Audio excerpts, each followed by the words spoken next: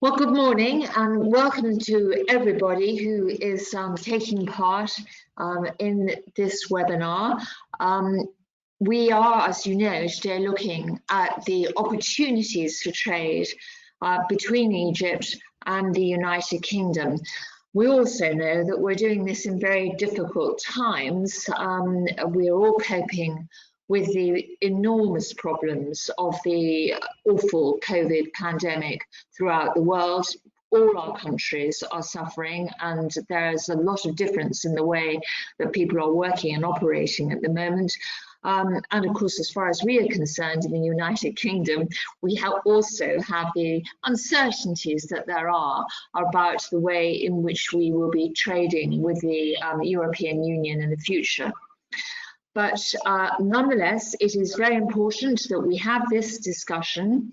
For those of you who don't know me, I chair the Arab British Chamber of Commerce here in London. My name is Elizabeth Simons, Baroness Simons of Burnham Dean, and I've had the honour of chairing the Chamber for a number of years now.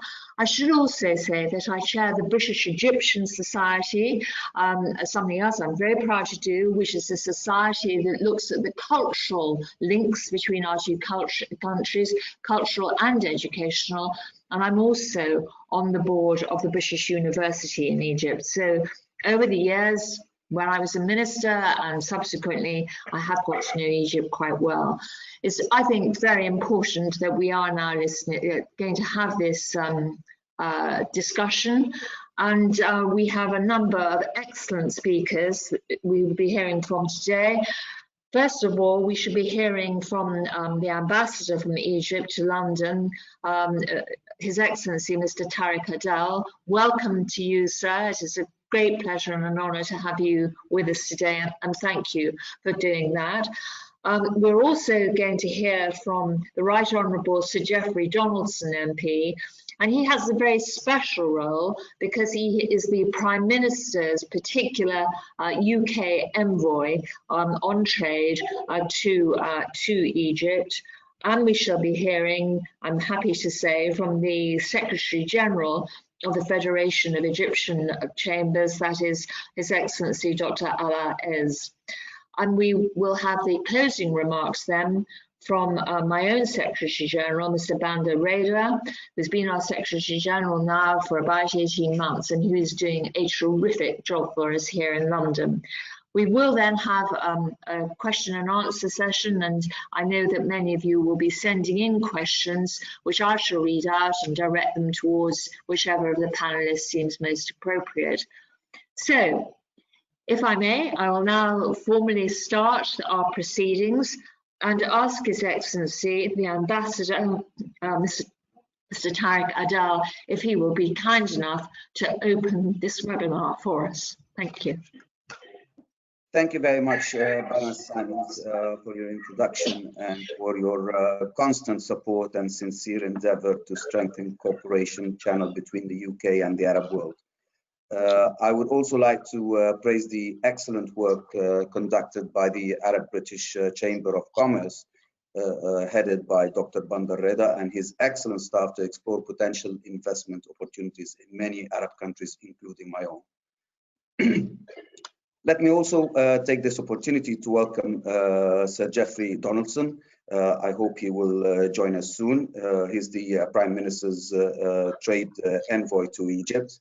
And also to welcome Dr. Ala as Secretary General of the Federation of Egyptian Chambers to today's webinar, and I really look forward to their interventions. These are extraordinary times indeed, but nevertheless an opportunity to collaborate to identify mutual challenges as well as potential opportunities.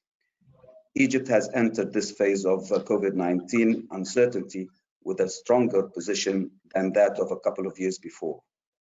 The global pandemic would have been more difficult for Egypt if not for the comprehensive reforms on fiscal, monetary, and structural reforms that the country undertook in recent years. We have thus entered this crisis with fiscal buffers as well as foreign reserve buffers, which helped us to a very large extent, contained the initial shocks of this crisis. In fact, since 2007-2008, the Egyptian economy has been tested more than once.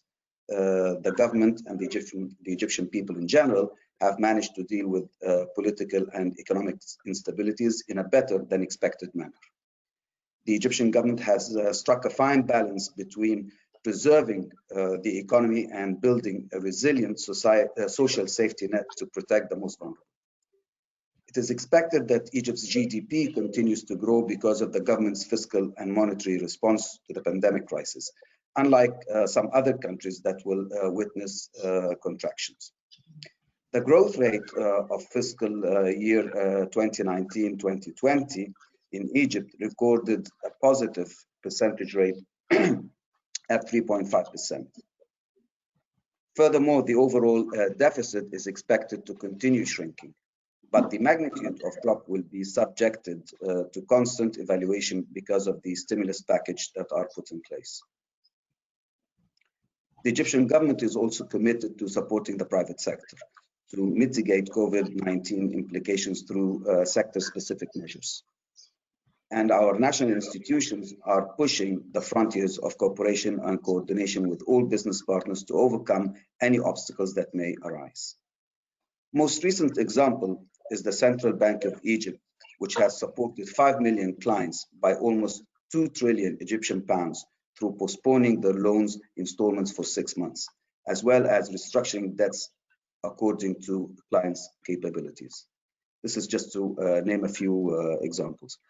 On the bilateral level and over the past few months, both the Egyptian and the British government have worked closely to alleviate the negative implications of COVID-19 and maintain business and trade flow.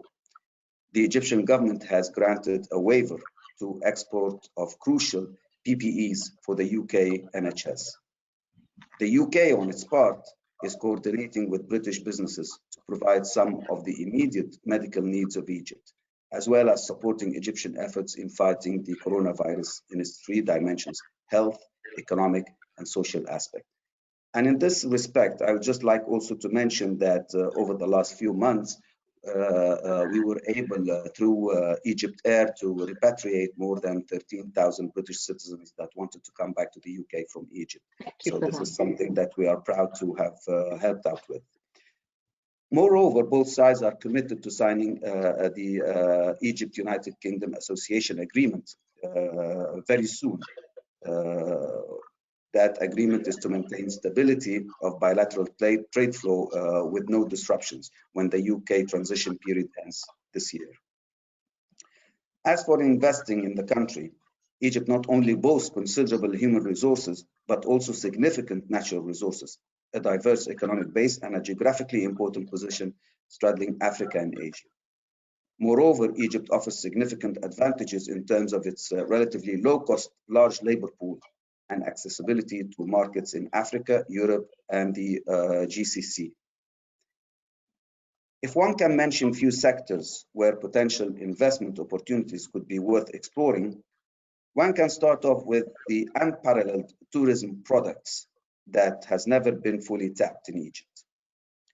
Things were actually going in the right direction before the pandemic hit this sector yet again.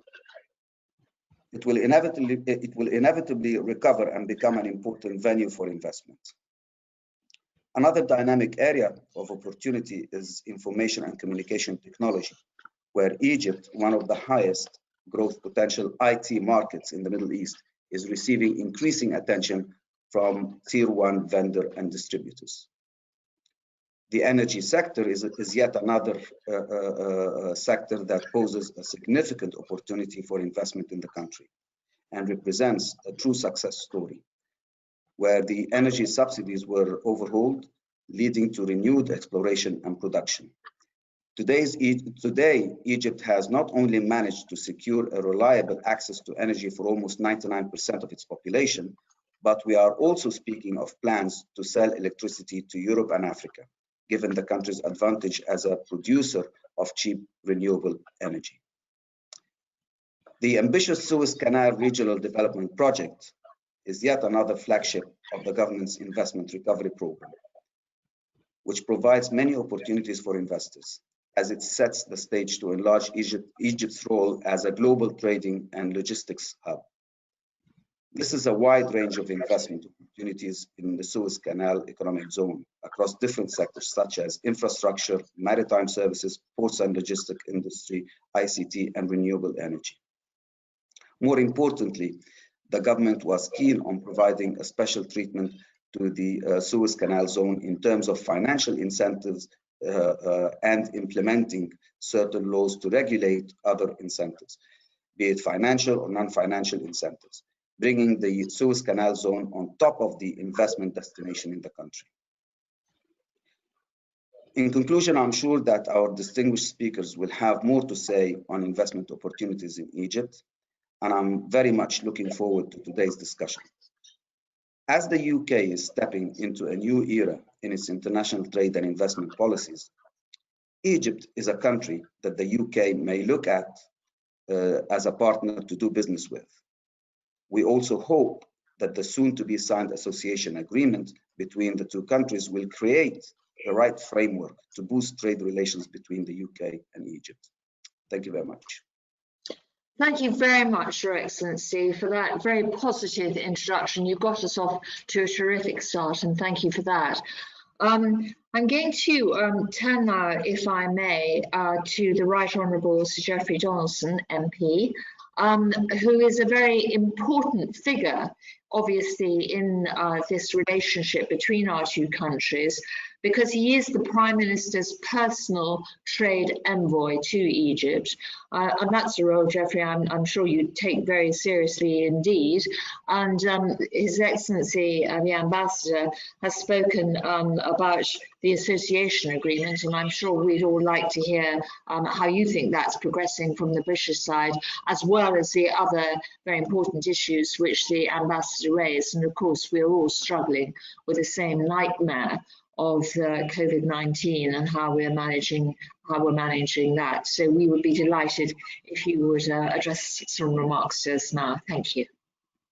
Thank you, Baroness Simons, and thank you to the Arab British Chamber of Commerce for inviting me to take part in this webinar. Delighted to see my good friend, His Excellency the Ambassador, joining us. Can I just say that in terms of the situation in Egypt, I'm happy to talk about our trading relationships and the development of those trading relationships with Egypt. But just by way of background, as Baroness Simons has said, I'm the Prime Minister's trade envoy to Egypt. I've been doing this role now for the past few years, and what we've sought to do is to strengthen our trading relationship with Egypt and to promote more investment between Egypt and the UK. Of course, COVID-19 has made it more difficult for me to travel to Egypt and for us to arrange trade delegations to the country. We've had some very successful trade delegations to Egypt in recent years, focusing across a number of sectors, which I will touch on in my comments. But we are keen to resume those trade missions as soon as possible. Obviously, if business representatives who are on this webinar today are interested in joining a trade mission to Egypt, if they could please get in touch with us, that would be very helpful as we plan ahead and look at those sectors that we will focus on going forward. As Baroness Simons has said, and the Ambassador referred to in his comments, we are working hard to finalise a trade agreement between Egypt and the UK.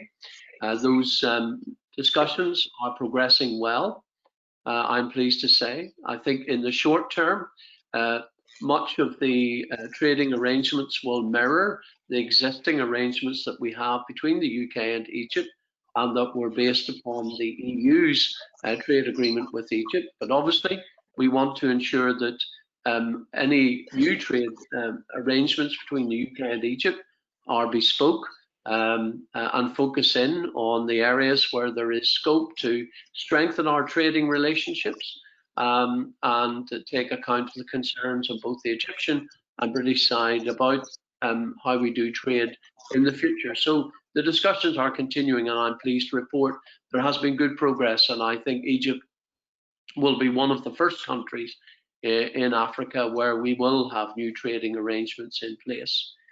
In terms of the sectors that we focused on in recent years, Egypt is a rapidly expanding country, as the ambassador has said.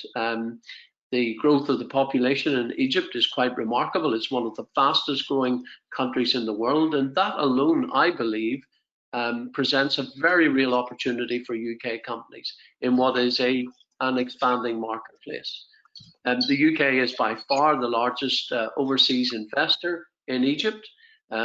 We have some very large companies operating in the country. Obviously, oil and gas is a big sector for the UK. We have big companies there like BP and Shell and so on. And of course, the supply lines to the oil and gas sector have also been a great opportunity for UK businesses. But there are other sectors where we are keen to promote more British involvement.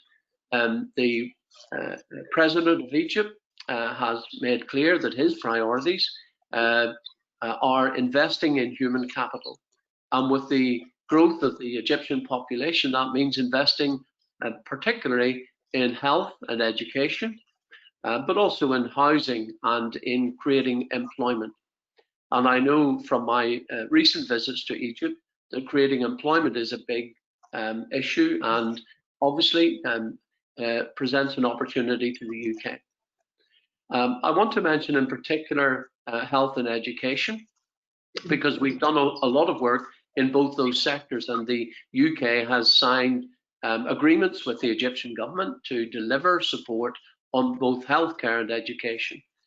For example, we have a very successful project to bring Egyptian doctors to the UK to help them gain a better understanding of how the National Health Service operates in primary care, and to draw upon those experiences in helping to develop and strengthen the primary care sector within the health system in Egypt.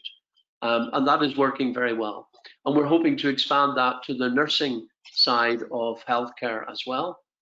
We know that the NHS model is very much appreciated in Egypt, and we are keen to share the experience of the NHS with our Egyptian friends. In the education sector, we have a number of UK companies already operating in Egypt, delivering examinations, courses, support for the Egyptian education system itself. And I see big opportunities in education, including in the further education sphere. Yes. We are keen to encourage more UK universities to partner with universities in Egypt, and indeed also to look at creating new campuses. There are plans in Egypt for many new cities to accommodate the growing population, and in those cities there is the opportunity to help deliver in both education and in healthcare. But I would also say that in construction, in infrastructure development, those are two other sectors where there are major opportunities for UK companies. And I've been working with a number of British businesses who are looking at major infrastructure projects in Egypt. And we were delighted that, for example, we have recent success in Egypt with a large project to deliver one of the new railway systems in Egypt, in the metro system, and Bombardier were successful in securing a major part of that contract. And so there are opportunities in infrastructure, roads, in housing, in transport, both maritime and in terms of new motorway connections, new railway connections. The Egyptian government is investing heavily in expanding and developing its infrastructure in Egypt. And again, this is an area where I believe UK companies can do well. Of course, manufacturing is an area where the Egyptian government is keen to promote employment growth. And again, there are, I believe, good opportunities for British companies to look at putting part of their manufacturing operations in Egypt. I would particularly reference the Suez Canal economic zone. I believe the zone is one of the best opportunities globally today. When you look at the strategic location of the Suez Canal and the economic zone, which offers special opportunities to international investors, I think there's a real opportunity for the UK to do more in terms of UK companies looking to locate on the Suez Canal zone.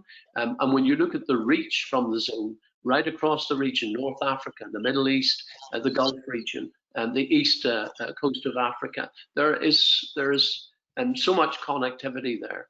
And Egypt is looking at new port facilities there.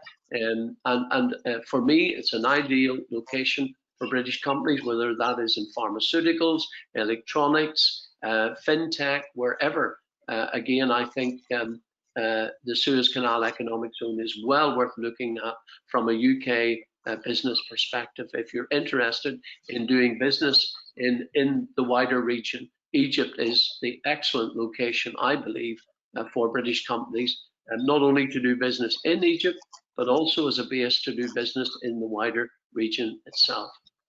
I want to say just a word about the reforms that have taken place in Egypt. In my time as trade envoy, I've seen real and substantial progress made in reform of the investment laws in Egypt, which make it much easier now for British companies to invest in Egypt, to do business in Egypt. I have seen very real reforms that facilitate British companies in establishing themselves and having a significant presence in the country. And I know that those reforms are continuing and are putting Egypt in a very competitive position to attract further inward investment. I would also want to mention the economic stability of Egypt. I think that is also important. In recent years, we have seen real progress made by the Egyptian government in stabilizing the economy. Of course, the country is not without its challenges, just as we in the UK have our own challenges, and COVID has had its impact on economic growth, but it remains stable and growing. And therefore, again, that stability, both political stability in Egypt and the economic stability in Egypt, in my opinion, make it an ideal location, given its geopolitical strategic positioning for British businesses to locate there, to invest there, and to trade with and between Egypt and the UK. So in summary, Baroness Simons, I am, as you will have gathered, very enthusiastic about the prospects for enhancing trade between the UK and Egypt. I believe that Egypt is undoubtedly well positioned. We have the UK has identified Africa as one of the significant areas for growth in UK trade and investment. And if you look at the African countries, I think Egypt stands head and shoulders above many in terms of those opportunities. In conclusion, if, as I've said, there are British businesses that are interested in taking part in trade missions to Egypt, if they could contact the Department for International Trade, our trade team in Cairo, we have an excellent team there. They are there to advise and assist British companies who are interested in investing in Egypt or in trading with Egypt. And also we have organizations like the Egyptian British Chamber of Commerce who work closely with British businesses here, and they can offer assistance as well, of course, as our friends in the Arab British Chamber of Commerce as well. So thank you again for this opportunity to participate in the webinar and to make these comments. Well, Jeffrey, thank you very much for that. I think that was a terrific overview of our current position. If I may just add a point as well, I think that the inspirational deepening and widening of the Suez Canal has made so much difference to the economic prospects of Egypt. The opportunities that has opened up have just been enormous, and it is given so many companies the real insight into what can be done in our trading relationship. And thank you very much for such a comprehensive overview. That's enormously helpful. If I may now, I would like to turn to the Secretary General of the Federation of Egyptian Chambers. That is His Excellency Dr. Ala Ez. Dr. Ala Ez, we would be delighted to hear from you now about your view on the opportunities that are available in Egypt. Thank you. Thank you, Your Excellency, Baroness, Ambassador Adel, Sir Jeffrey, and my dear friend Bandar. It's a pleasure to be with you all here today. And what I'll try to do is to take you through a quick marathon of Egypt as the land of opportunities.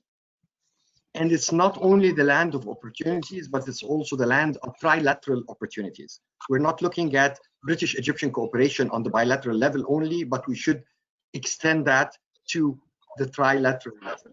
But let me quickly take you through a marathon of the reforms that have been mentioned by Ambassador Adel and by Sir Jeffrey. Egypt has been going on a momentum of commitment to peace, being one of the #1 reformers and attracting investments. And this has been translated into transparent, clear incentives, where Egypt is offering a host of incentives for localizing companies. And this has resulted in 2010 in a booming economy where our GDP, industrial investments, FDI, tourism, Suez Canal, everything was booming and going perfectly. And we had the highest FDI in our history, which was $12 billion annually, which is already coming back. Today, Egypt boasts being the only country in Africa and the Middle East that has positive GDP growth. We reached 5.6% before COVID, and during COVID, we're 2% GDP growth, and even our exports has increased by 1.7%, unlike most of the countries in the world. And this is summarized in what we call public-private partnership. It's the partnership of the government with the private sector, which is really spearheading all types of cooperation, where from the president to the prime minister to the cabinet have been supporting us, and naturally our embassies worldwide. This started by changing our constitution, which was socialist, to, for the first time, to have free market economy highlighted as the way forward. And like mentioned by His Excellency Ambassador Adel, huge number of reforms, and this is a quick summary of the reforms which we're reaping the fruit today. And this has resulted in creating a huge market for Egypt, not only the large domestic market, but easy access to regional market, as well as free trade agreements, as well as opening the door for investments.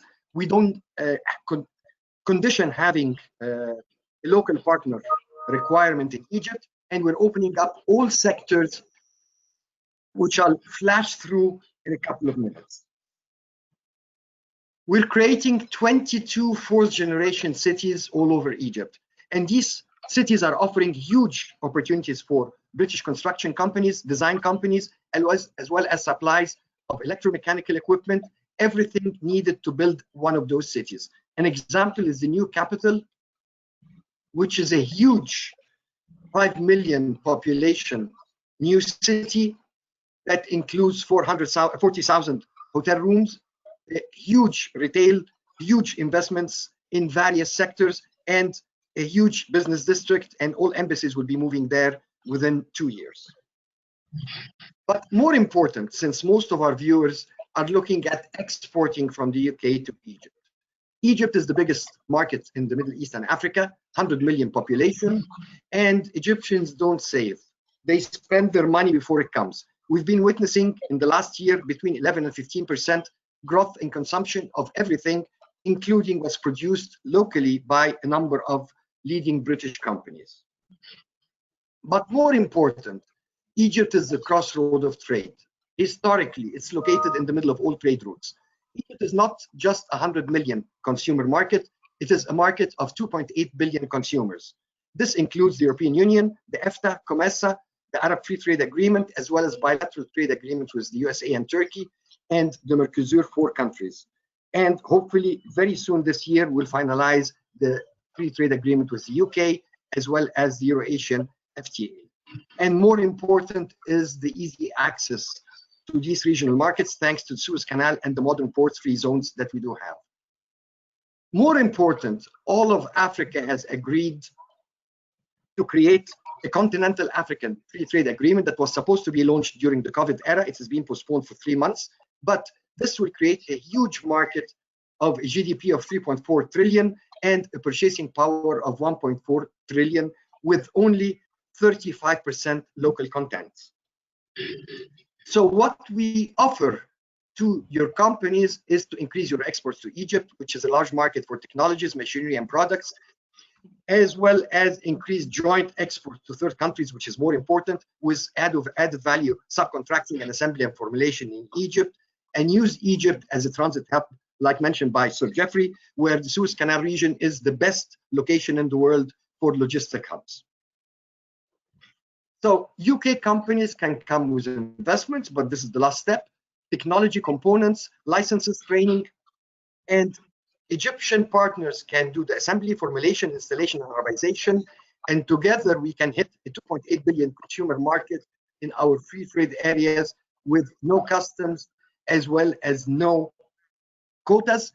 And let's not forget that we have an excellent IPR law, so the royalty goes back to the UK companies. And this is not a dream. This is something we're doing with the whole world. With Japan, we've been building telephone exchanges all over Africa. And also with Japan, we've been building airports and water stations and power plants with Japanese companies, where Egyptian partners have been providing local content civil works in Iraq. And let's not forget what we have done together previously in the previous reconstruction of Libya, which will come back again, where leading British companies have been hand in hand with Egyptian companies working in Libya for its reconstruction. Let's not forget that we have 2 million Egyptians working in Libya, and all our companies are existing, and it's next doors. They don't have ports. Trade with Libya has to be done with Egypt. The same applies. Egypt is a home for infrastructure projects, where we had witnessed a huge increase in roads, railways. We boast the only 3 metro lines in Egypt, in Africa, as well as 200% increase in airports. Mega projects open the door for PPPs, like industrial zones, trade zones, infrastructure projects in water, wastewater, energy, telecommunications, toll roads, ports, and the list goes on. We have built in the past 4 years 7,000 kilometers of new super highways, and the sky is the limit in that expansion. And more important, connecting to Africa, the new road from Safaga to N'Djamena in Chad, opening the corridor to Dakar, will link the Red Sea with the Atlantic, and this will open the landlocked markets of African countries in Central Africa.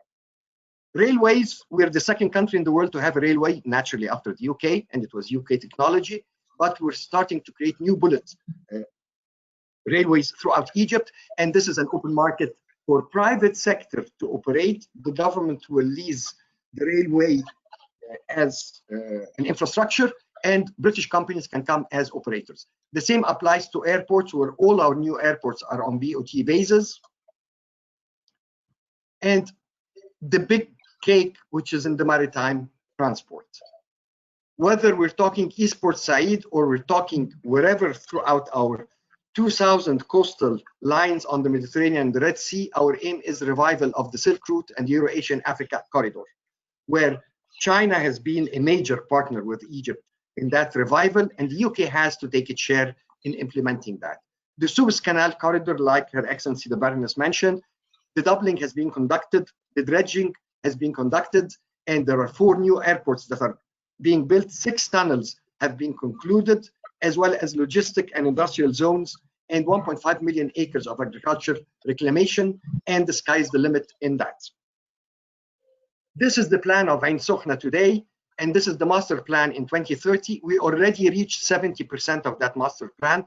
The same applies to East Port Said, which offers maritime investments, operators, as well as logistic hubs. Today, Egypt can cater to the next generation of container handling ships, and today Egypt is the second port on the Mediterranean.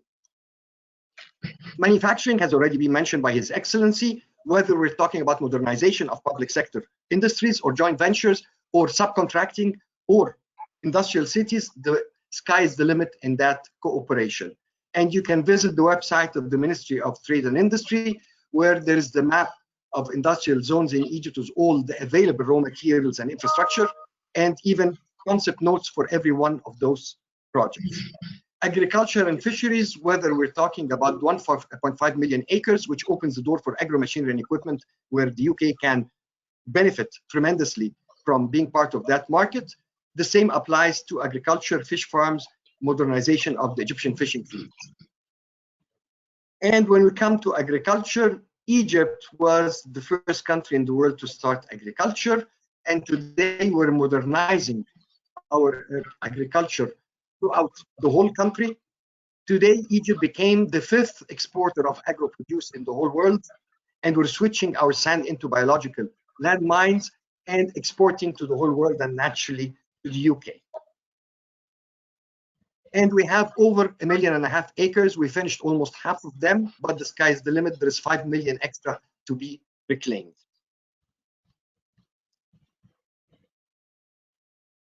Egypt has a market funded by development banks and donors of $2.5 billion annually, and this covers from consultancy to renewable energy to oil spill management to waste management, and British companies today are existing in that sector.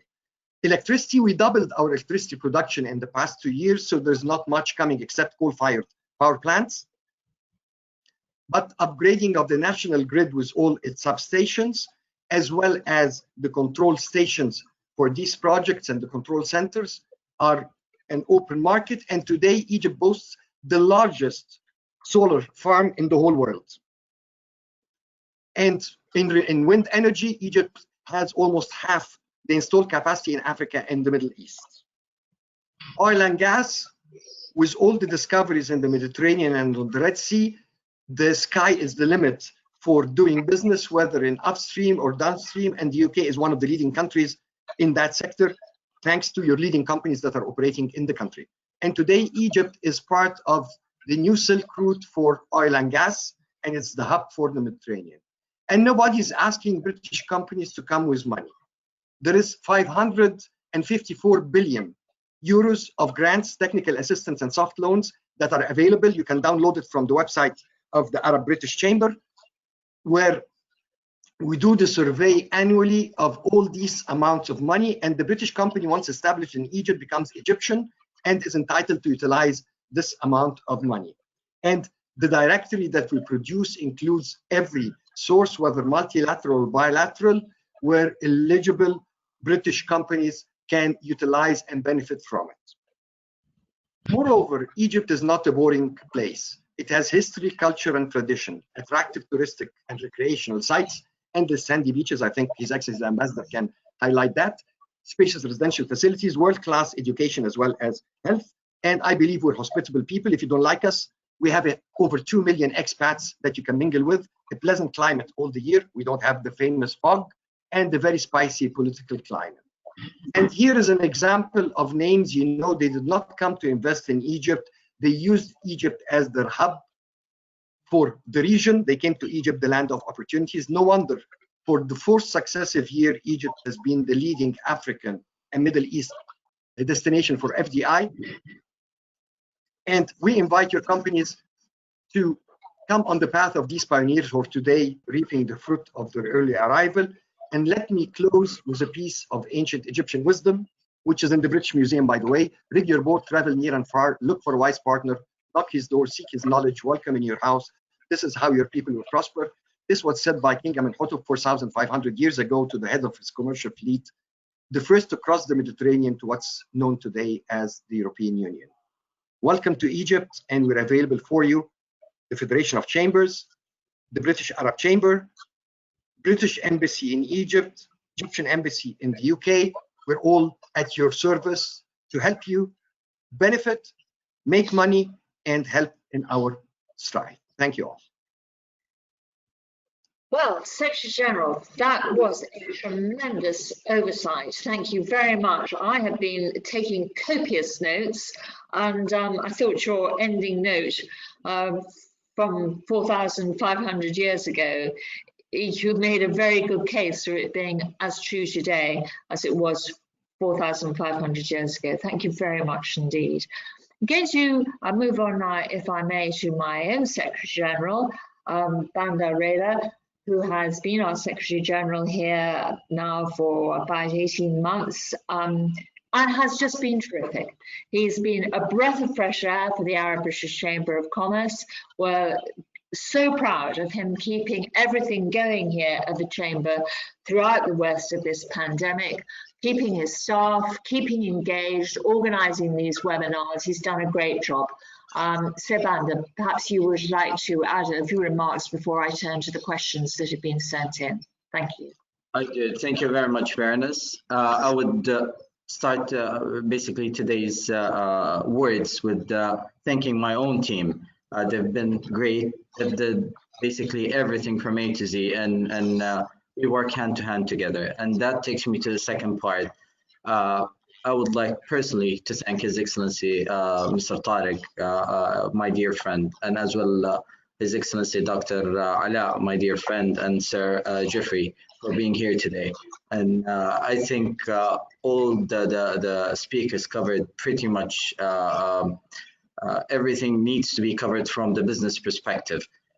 So I'm not going to talk about any business today. I'm just going to talk about my personal experience in Egypt. I've been going to Egypt since I was a child. So I consider Egypt as my second home. I know the people over there. I know the area. I know the food. I know the Nile. I know the beaches. I know pretty much everything needs to be known about Egypt. But yet again, every time I go there, there's so much to be discovered. One more, very important part, the hospitality of the Egyptian people. It's tremendous. It's out of their heart. So if you haven't experienced that, I urge everybody to go and to do so. It's a wonderful experience, and you cannot find it anywhere in the world. Saying so, again, from the business perspective, every single speaker today have touched on a very important aspect. So the opportunities are tremendous in Egypt. Sectors are growing every single day. The country is growing tremendously. And the most valuable thing in Egypt is their own people. It's a treasure and well-educated people with very warm heart and business-oriented as well. So again, we are here to serve. Please, if you need to firsthand experience the Egyptian hospitality, maybe a hint of it, please come and visit us at the Arab British Chamber of Commerce. All of us will be delighted to do so. And again, if you have any inquiries, or if you want us to open a dialogue with any Egyptian company or organization, we'll be more than happy to do so, arranging that with the Egyptian Chamber of Commerce or the Egyptian Embassy in UK, or vice versa, the UK Embassy in Egypt. Thank you again. Thank you, my dear friends, and thank you, Baroness. And I guess Q&A is time for, so please go ahead. Thank you very much. There's a time for your Q&A, certainly, and I'm going to start, if I may, with a question to the Ambassador. Your Excellency, there are a host of questions here, but one of the things particularly important for you as Ambassador is Egypt's economic growth is strong and set to increase to 6% by 2023, according to estimates. What measures is the country taking to maintain that momentum? It's there, but COVID is obviously affecting things. So what measures are you able to take, Your Excellency, to maintain that momentum?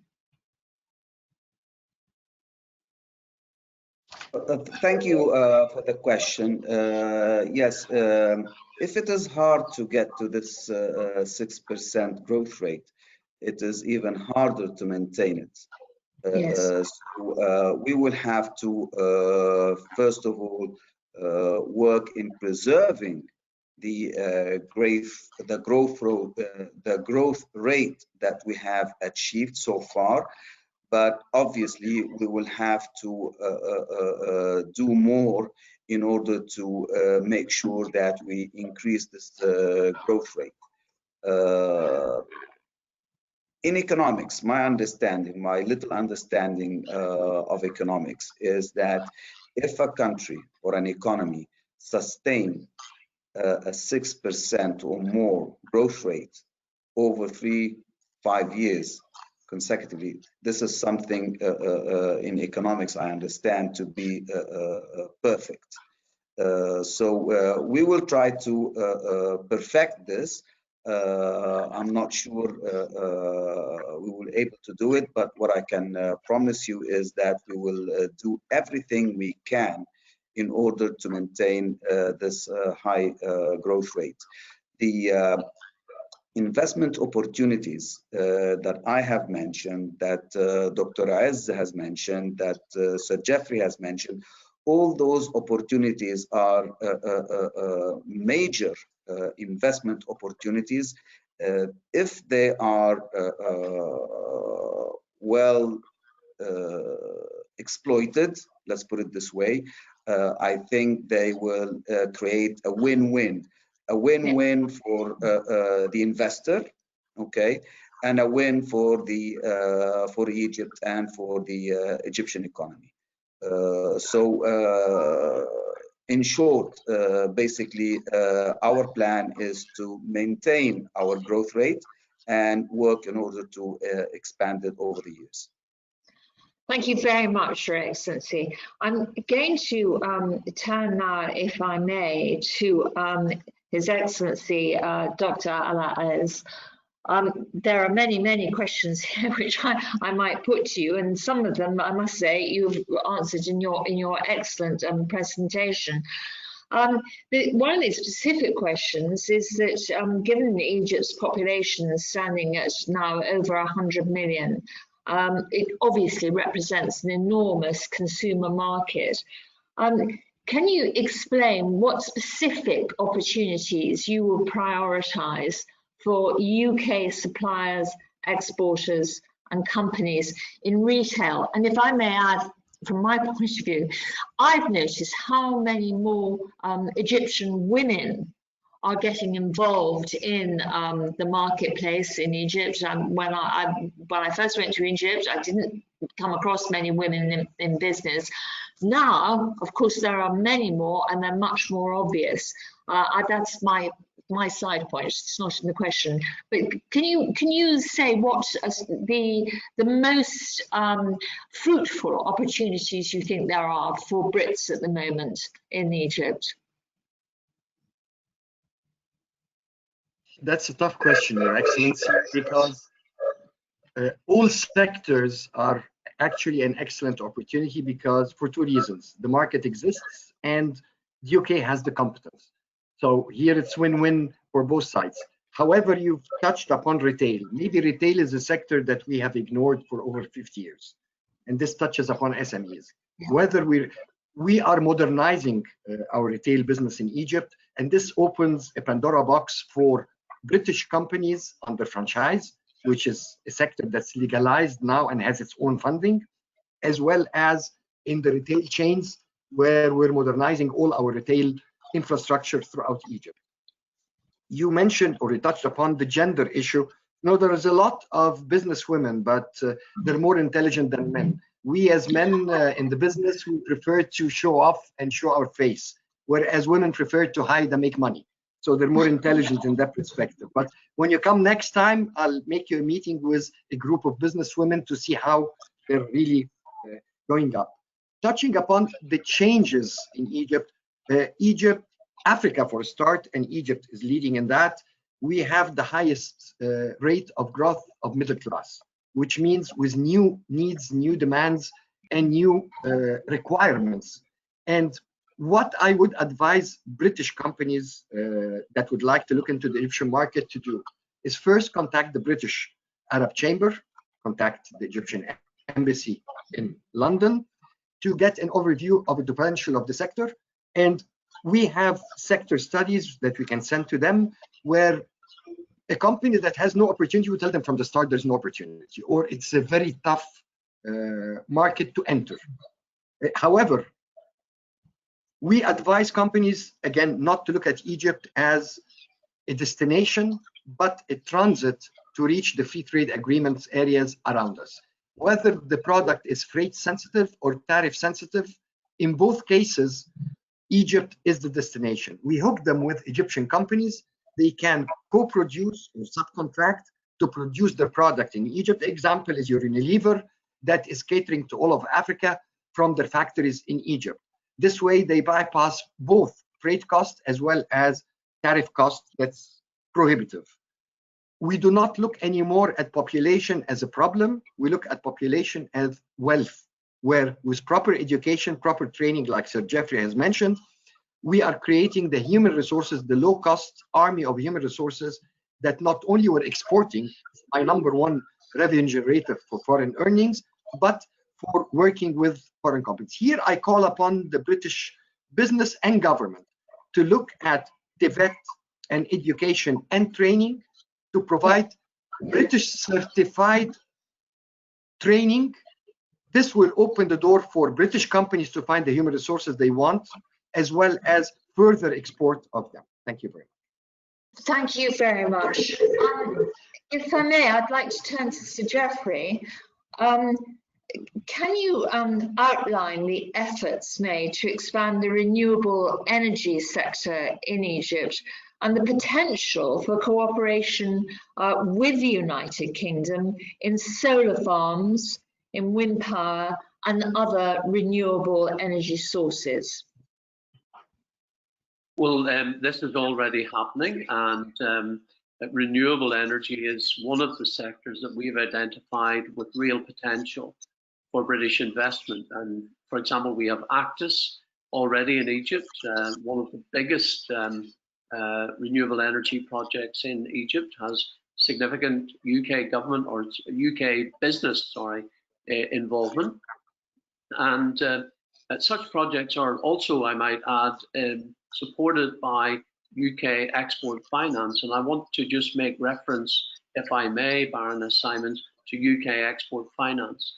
When I became UK trade envoy to Egypt, there was the UK export finance were not particularly active in Egypt, and I've worked very closely with them, and I want to pay a particular tribute to the chief executive, Louis Taylor, who has been to Egypt several times, seen for himself the opportunities, and UK export finance has supported a significant number of UK investment projects in Egypt.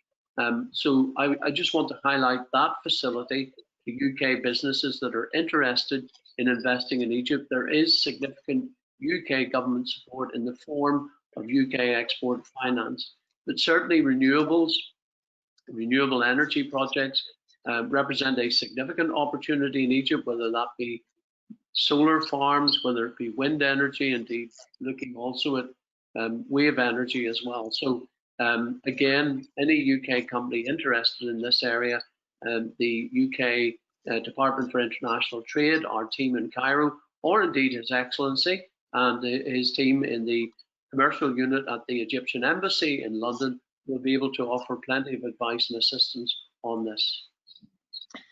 Thank you very much, Sir Jeffrey. Can I return to the ambassador, please, if I may, Your Excellency? And there's a question putting the point that improvement in education and training is obviously a major policy priority for Egypt. And of course, it's one in which we like to think we've had quite a lot of cooperation. I mentioned myself, I'm on the board of the British University in Egypt with the wonderful, the incomparable Magdi Yacoub. What are the main opportunities for British investors and companies with expertise in delivering education, and in particular, vocational education? Yes, thank you very much. This is a very good question. The opportunities and the potential for cooperation in the field of education, be it primary education or higher education, is tremendous in Egypt. I would like to state a fact that there is huge demand in Egypt for signing cooperation agreement with British universities. I, since the 2 years I've been here in the UK, have witnessed at least the signing of agreements with the 2 British universities in Egypt, and they have started working, and I can tell you that they're doing very well. We hope that this sends a signal for other British universities to tap in this sector in Egypt. Like Dr. Az has mentioned, we have a huge youth population in Egypt. The government needs to find jobs for the ever increasing number of graduating students. We cannot, of course, sign them in the public sector, all of them, although we would have wished to. This is why it is very important for the private sector to attract those well-educated graduating students. And if they're graduating and if they're getting certificates from renowned universities in the UK and others, I think this will do businesses a great help. So yeah, I think this is very important, and we're hoping to expand this kind of cooperation between Egyptian universities and British universities. Also between, like it was mentioned before, in the new cities and towns in Egypt, we make sure that there are the highest quality schools and universities. And it might be a good idea, a good opportunity for British universities and even schools to see what opportunities would be offered in, creating their campuses in those new cities and the new capital in Egypt. Well, thank you for that. I must say one of the most uplifting experiences I have annually is watching the young graduates from the British University getting their degrees, and some of them getting their PhDs. It's absolutely fantastic how much focus now on our mutual benefit in education, and thank you for that. Dr. Ez, can I come back to you and ask you if you would look into your magic looking glass and tell us what you think are the future trends in Egypt's consumer demands, quite specifically. I mean, we're looking particularly at things in agriculture. We're looking at things in electronics. Are there certain things that really stand out to you as being the major future trends? Maybe they're the same trends for the past couple of thousand years. You know, we have a long history in that. Egypt imports 60% of two things, of its food as well as of its industrial inputs. So this is a trend that will continue. We're deepening our local industry, we're increasing our agricultural production, but we're very productive when it comes to population. So we expect to have more and more demand in that direction. So for British companies to benefit from that growing market, I think two things that are immediately selling, especially if we're looking at consumer behavior. We have a 14% increase in fast-moving consumer goods as well as in food. So anything that's edible, that's produced in Egypt, has a market, not only in Egypt, but also we're the key suppliers to the GCC, to the Gulf countries, as well as we have this, what we call the cross-border trade with Libya and Sudan, where traders come with suitcases of cash and they take merchandise from Egypt and it goes back to the countries, which is your only way, by the way, to export to these countries. So this is a huge market, and working with British companies, we see that the government, both sides, they're on very high level political friendly basis, where all the required support that could be given to British companies shall be rendered by the Egyptian government. And let me highlight also that maybe even our chairman, Engineer Ibrahim Al-Arabi, his empire of electronic businesses started now producing for British companies, and they're the key producer in the whole Middle East. So we're looking at opportunities that are coming up very, very fast. Well, that's very helpful and very useful, I'm sure, to all our listeners at the moment. If I may, I'd like to go back to Sir Geoffrey. You mentioned the UK export finance. You're obviously having much better luck with them than I did when I was a minister in trying to persuade them to get more involved in Egypt. Can you help our British listeners and viewers who are watching this webinar? What's the first step in getting in touch with the export finance, if there really is now an enthusiasm for supporting the relationship with Egypt, as I very much hope there will be, because it's very obvious from our Egyptian interlocutors in this discussion that they're very keen to do more business with us. But we've got to help our side too. And how do we do it?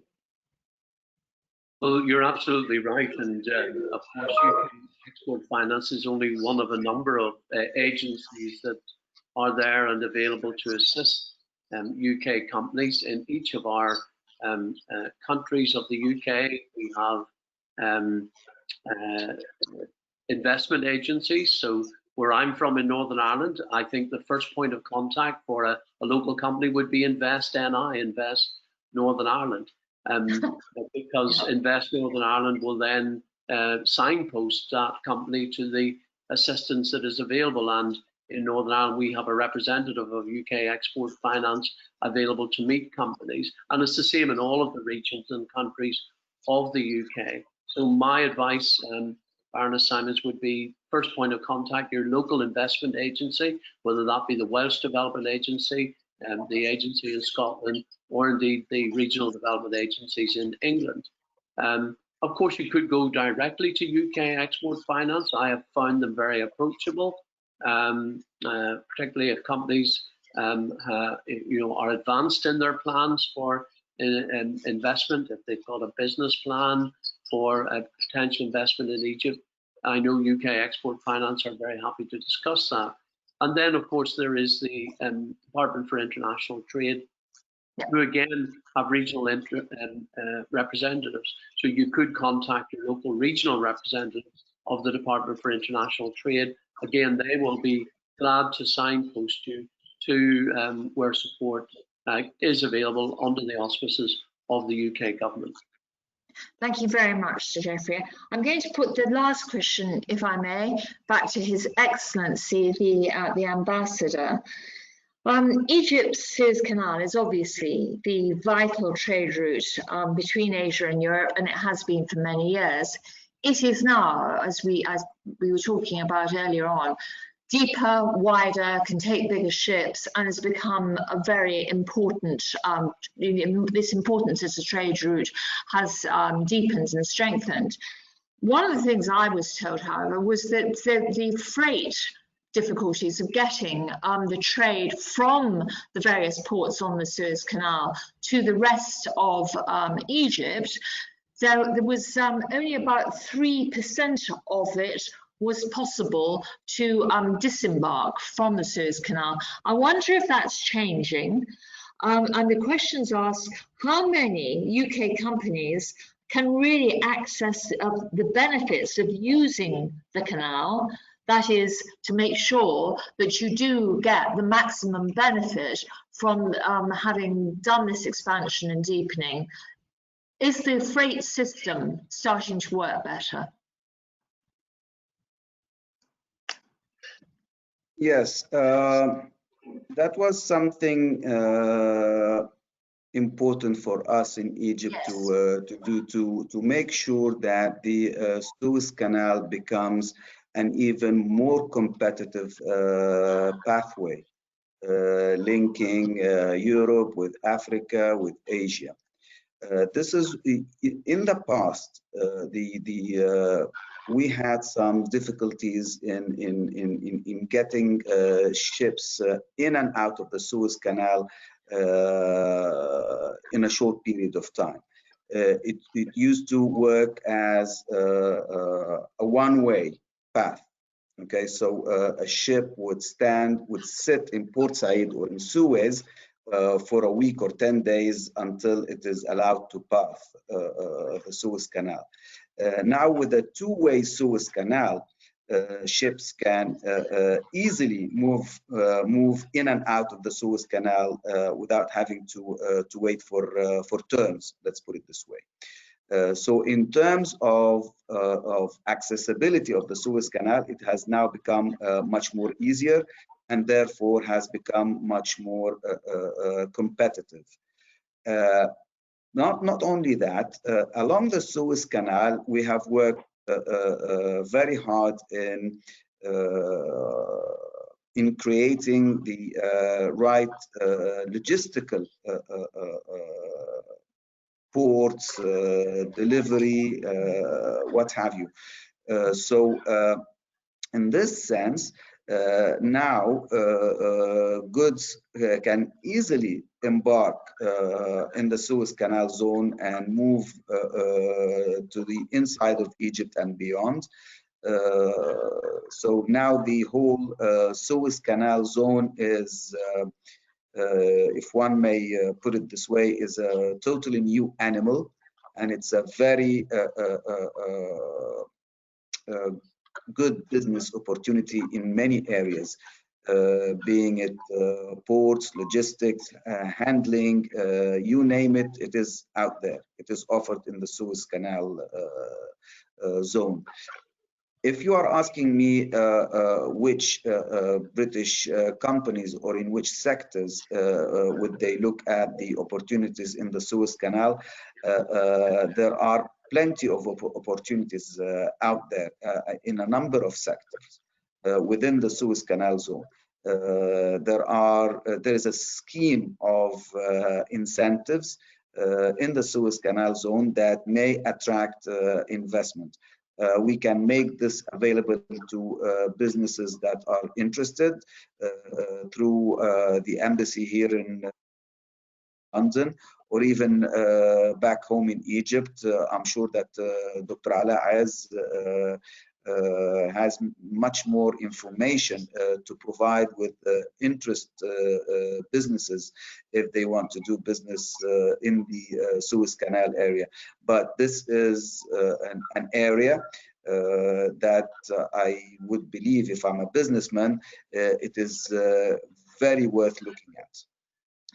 Well, Your Excellency, Sir Geoffrey, Drs. Al-Azad, you've been a fantastic panel. You really have. But I'm going to give the last word to my Secretary General. But I shall not say anything else. But I would like my Secretary General, if he were, to give us a few closing remarks. Thank you. You've been terrific. You really have. Thank you. Thank you, Baroness. Thank you for everyone. I'm just going to make it very quick and short. Please, we do work hand to hand with the Egyptian embassy in the UK. We work hand to hand with the Egyptian Chamber Federation, as well as so many other organizations. So do feel free to pass by, stop here. We'll give you tons of information, reports, and link, and maybe potential business opportunities. Our doors are open. My colleagues and staff are welcoming you 24/7. Please don't be shy. Send us an email or give us a call or visit us if you can. Thank you very much, and hopefully we could see you again shortly. Thanks. Thank you, Banda. And thank you to everybody who's been participating, sending in questions and taking part in this webinar. Thank you all. Thank you. Thank you very much. Thank you, Your Excellency.